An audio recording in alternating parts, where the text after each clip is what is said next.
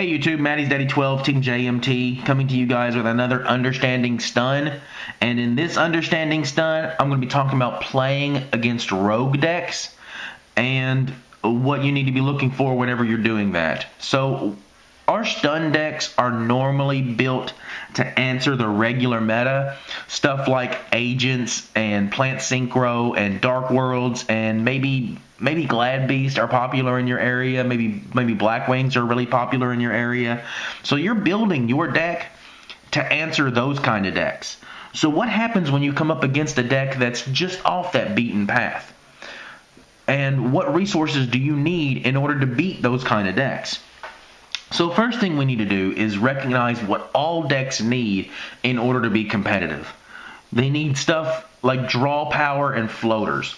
That's going to be the number one thing I want to talk about is stuff like Pot Duality, Upstart Goblin, Sangin, Dark Soul, Emmer's Blade, Mystic Tomato, that kind of thing. Those kind of floaters and that kind of draw power will allow any deck to get to its combo pieces and allow it to make its plays. Next, you need stuff like Battle Phase Tricks. Battle Phase Tricks will be showing up in a lot of decks, so hopefully you've already prepared your deck for Honest, Colute, Horn of the Phantom Beast, that kind of stuff. So hopefully you don't have to worry about those when it comes to a rogue deck because you already have those answers in your deck. Next, we got to talk about boss monsters. And normally in a rogue style deck, boss monsters are dependent on other cards to bring them out. Stuff like Dark Fusion and Super Polymerization and the ritual spell cards, Advanced Ritual Art, Black Illusion Ritual, stuff like that. Alright, so boss monsters, with them being dependent on other cards, you need to make sure that you identify what cards they need, because if you want to stop that monster, you don't always want to stop just the monster, you want to stop what card makes that monster.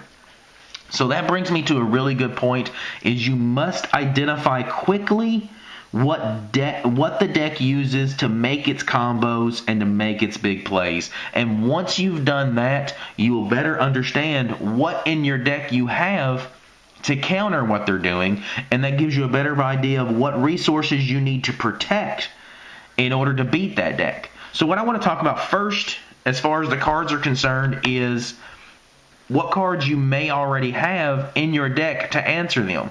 When you're talking about draw power and floaters, Thunder King YuGiOh is an excellent card for the meta right now, and it's an excellent card for most rogue decks because they're going to be looking for their key pieces, and he can pretty well stop anything they're going to do as far as digging in their deck other than Upstart Goblin and like Gold Sark and stuff like that. Next, if they're graveyard dependent, Kaiku the Ghost Destroyer has been getting a lot of play lately because what it can do to agents and because of what it can do to Dark Worlds, just removing the Grapha and not having to worry about it.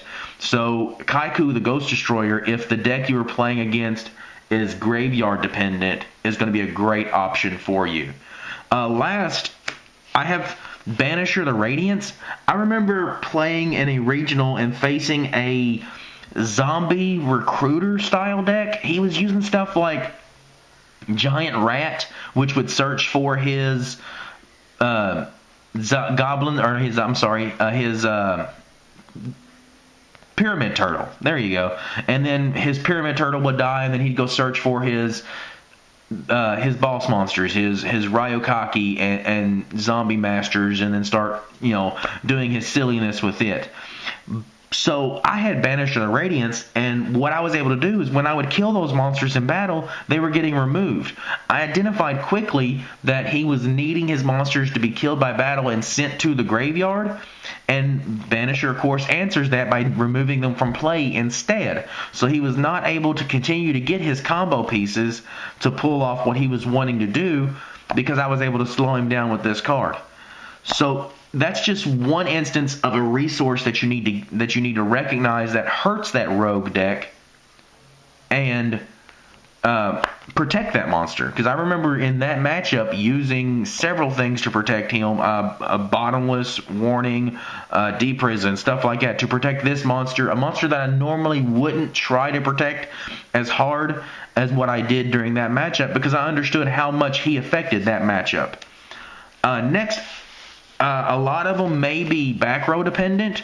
So these are a couple cards that you may have in your side deck that you'd want to bring in. A Dust Tornado and your third MST. If you realize that they are dependent on their back rows, this would be something that you'd want to bring in, making sure that you had answers to their back rows. Another thing is if they're playing Royal Decree. Our stun decks are normally very trap heavy. They activate Royal Decree. You can chain Dust Tornado to that Royal Decree. As long as you do it in a chain, you can destroy that Royal Decree because it won't become active until the chain resolves. So Royal Decree answers there. Also, just any kind of major back row that they're going to have. And when I was talking about boss monsters, they're going to be dependent on a certain card. This is one card. I don't side deck it right now, but this is a card that I would consider side decking. Prohibition. A lot of the rogue decks that you'll see right now, stuff like my Final Countdown deck, if you use Prohibition and state Final Countdown, that's my win condition. You've eliminated my win condition at that moment, and I have no way of beating you. Or maybe you see their boss monster and you understand that Dark Calling is going to bring out their boss monster, or Dark Fusion is going to bring out their boss monster. As opposed to using Prohibition and calling Dark Gaia, you use Prohibition and you call Dark Fusion, which will also stop them from bringing out any other monsters using that card.